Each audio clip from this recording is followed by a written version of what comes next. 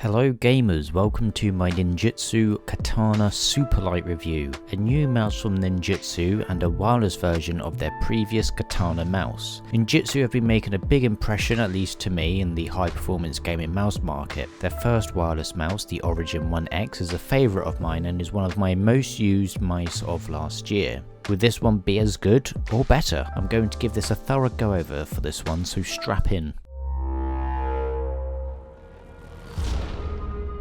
First of all, if you wish to buy this mouse, there will be links in the description below, and we also bought this ourselves. So the dimensions of this is 125mm long, 60mm wide and 39.2mm tall, and the mouse weighs a nice 60 grams without the cable. The shape of this one is rather interesting. I feel that smaller manufacturers seem to be making smaller mice that are in some ways rather similar to one another. Ninjutso have once again gone their own way like they did with the Origin 1X. This time they've gone with a very neutral symmetrical design. At first this was a bit strange to hold. I felt like when resting my hand on it there wasn't really a grab, somewhere that really stuck to my hand, so to speak. But after a few days it then started to feel a little bit better and better. It really is like I just put my hand on it. Squeezing my hand doesn't really move it that much at all, so it does a fantastic job of keeping my palm grip and my hand in a nice natural shape. For other grip types it should be okay, at least it was for me anyway. However, because of its larger size, it might possibly be a bit harder for other grip types to really get a good feel over the mouse.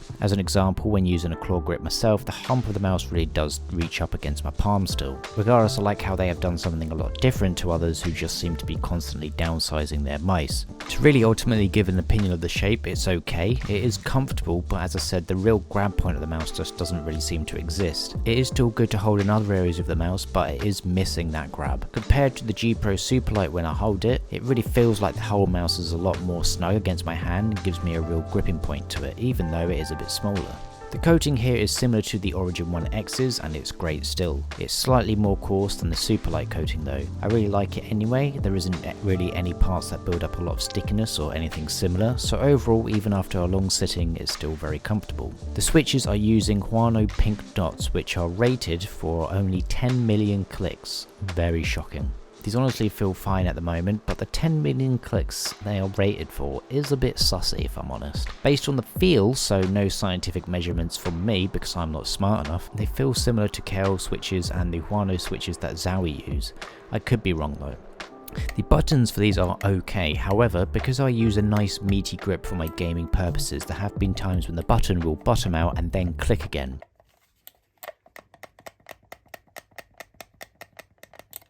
And it does it for both of the main buttons. This has no effect on performance and I'm not sure how many people would experience this issue, but it doesn't look too good for me, I'm afraid.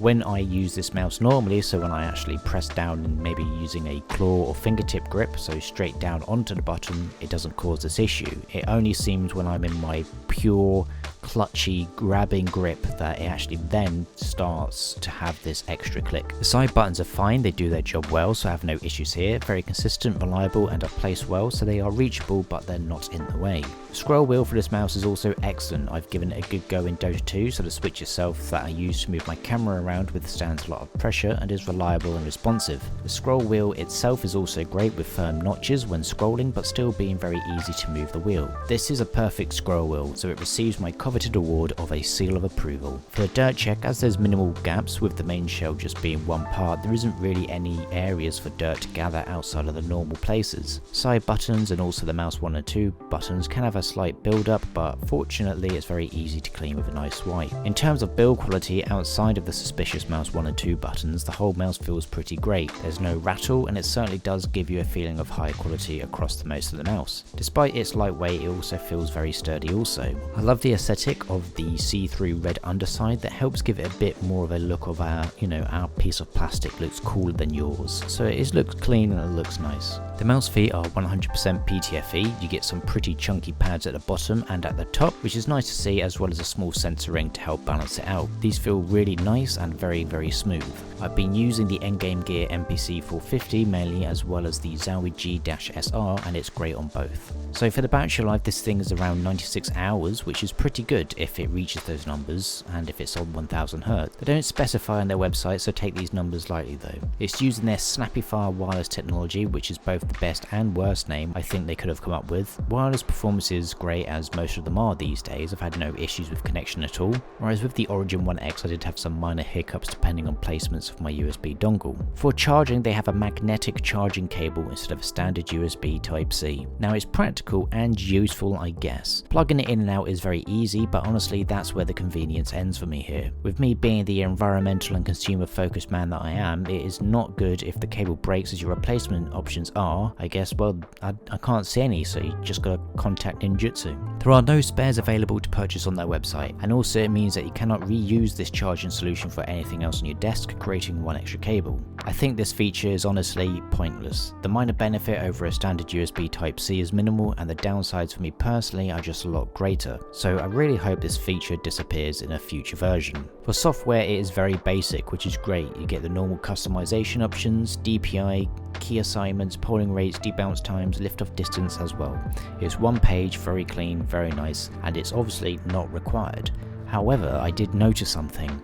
I'm not sure if this was a software error, but when I loaded the software up for the first time, it showed the mouse as being on 500 Hz and not 1000. I didn't use my brain to quickly measure it before changing it, sadly, so I can't really say if the mouse was programmed onto 500 Hz by default, or maybe I used a series of obtuse button presses to accidentally change it. Also, there's a LED on the top which finally tells you what DPI you're on and hopefully the battery life. I say hopefully the battery life, I just couldn't get this mouse to go flat enough to see if it works. When I received it, it was on about 50%, and after a week it's only down to around about 43. So at the moment I don't really have a way of making it go flat unless I left it on all the time, which I do, and it's still on 42%. I hope it does show when the battery goes low, because that was honestly a bit of a pain on the Origin One X. The sensor for this one is the high tier 3370, which most high-end wireless mice are using apart from SteelSeries. This sensor is great and performs very well, and I've had no issues at all.